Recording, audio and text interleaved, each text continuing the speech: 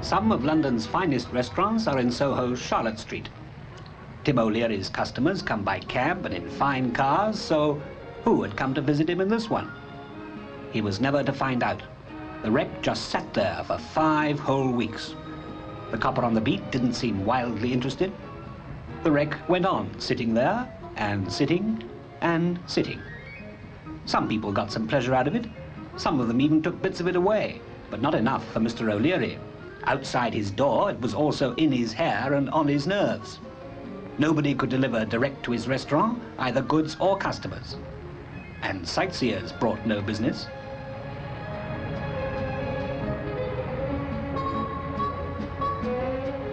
The dustmen weren't best pleased either at having to hump Mr. O'Leary's mini bins that much further. And so the weeks went by. A little story, hardly worth the telling if Mr. O'Leary's spot of bother was unique, but it isn't. All over the country, hundreds of derelict cars are being dumped by the roadside every week, and it's going to get worse. By 1970, there may be 700,000 cars a year being junked. What's being done? The police really only come into it if they think there's an obstruction or suspect theft. It's a matter for the local authority, and some take their responsibilities seriously. Croydon even has its own breaking and bailing yard, which is beginning to pay for itself. Other authorities have arrangements with private scrapyards. Trouble is, most of them charge a towing away fee, and many derelict car owners can't or won't pay up. Hence this, and hence some very angry citizens.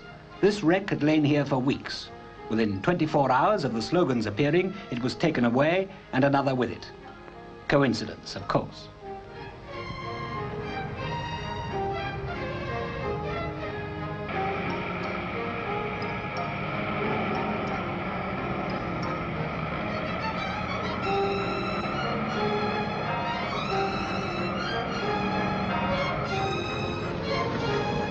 Yet the old car that nobody wants to know is big business. Big? Well, behind this clothesline is one of Britain's biggest industries. It's called the waste recovery trade, and the scrap metal section alone earns over £84 million a year. It can be carried on by a couple of men at the side of a road, or in a small yard like this, where the totters, rag and bone men, bring the proceeds of their house-to-house collections. This is probably the most efficient operation of the lot. Metal, rags, bones, glass, paper, everything is sorted and resold, nothing wasted. Or in a huge scrapyard like this one at Waltham Cross, believed to be Europe's biggest. If you can get your old car here, they'll take it without charge, but they can't afford to collect it for nothing, although its final scrap value may be as much as £8. Why? Well, it's the processing involved.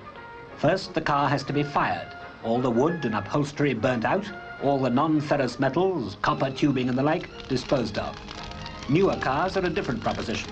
They'll even buy those for the value of the spares.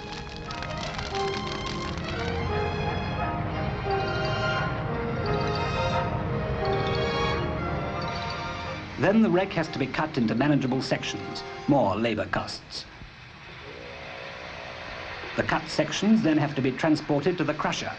Here, at last, machinery takes over, squashing and bashing the scrap into uniform bales, ready for the journey to the steelworks. The whole long, expensive process could be fully automated. They do it in the States, they do it in Japan, but the capital costs are enormous, and few in Britain have been willing or able to meet them.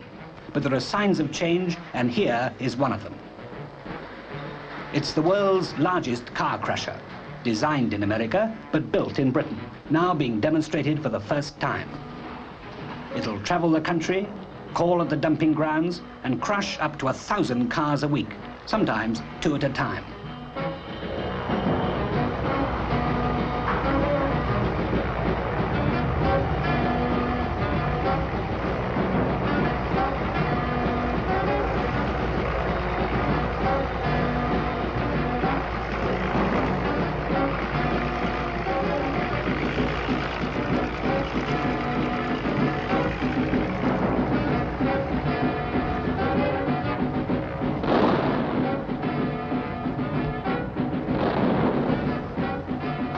Here it's having a go at an entire car, wheels, engine and all.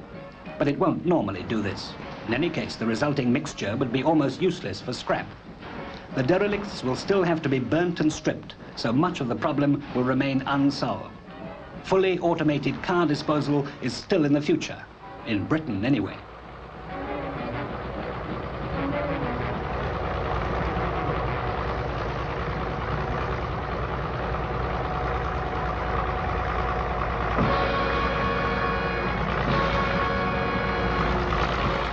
Go down almost any country lane and you'll realize cars aren't the only things people throw away. Any country lover will tear his hair at this sight, and it's only too distressingly familiar. As people get richer, they buy more and throw away more. But there's really no need to throw it here. Every council has a duty to dispose of all household refuse. But for the big stuff, many of them charge, and some householders would rather dump than stump up. And then there's fly tipping, the illegal disposal of rubble. Builders pay contractors to cart the stuff away, but some drivers will dump their loads anywhere rather than drive perhaps 20 miles to an official tip. They're hard to catch. In Brent, where we are now, the council spends £2,000 a year fencing open land and cleaning up after fly tippers. Yet there have been only 2 prosecutions in 2 years. Total fines £5, hardly enough to pay for the broken pavements. But every householder has a dumping problem. In Birmingham, he's lucky. One of these gleaming monsters arrives at the drop of a postcard. They're specially designed to cope with a 3-piece suite, the old fridge, the lot, as well as dealing with the normal household refuse.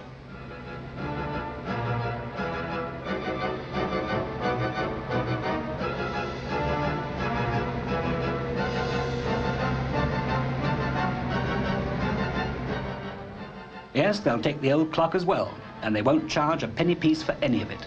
Of course, you pay for it on the rates, but that doesn't seem quite the same. And no one is tempted to throw their junk into someone else's garden to avoid paying a charge. At the depot, the big pieces go into the incinerator. Let's hope Granny hasn't sewn her savings into the old armchair. But should it all be burnt? Couldn't part at least be salvaged?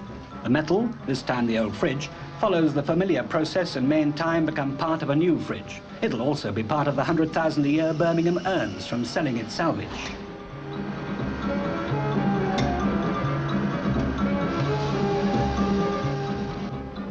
But what about all this? 350 tons daily in this one depot alone. Some of it gets sorted, but the rest burnt. Britain only salvages a quarter of her waste paper, yet that's the annual equivalent of a forest the size of Holland. There's nothing that can't be salvaged and used again. The tin coating on these cans is worth £1,000 a ton, but only 1 or 2 firms exist who can separate it, so it's lost. The problem is double-edged. Finding the space to take the ever-increasing lumber of our civilization, now come to such a pitch that a hole in the ground is a very saleable property, and finding new methods of salvage. The scrapyards, the totters, the gypsies do the best they can, but it's not enough. Too much literally goes down the drain or up in smoke. For paradoxically, our waste is a real part of our wealth.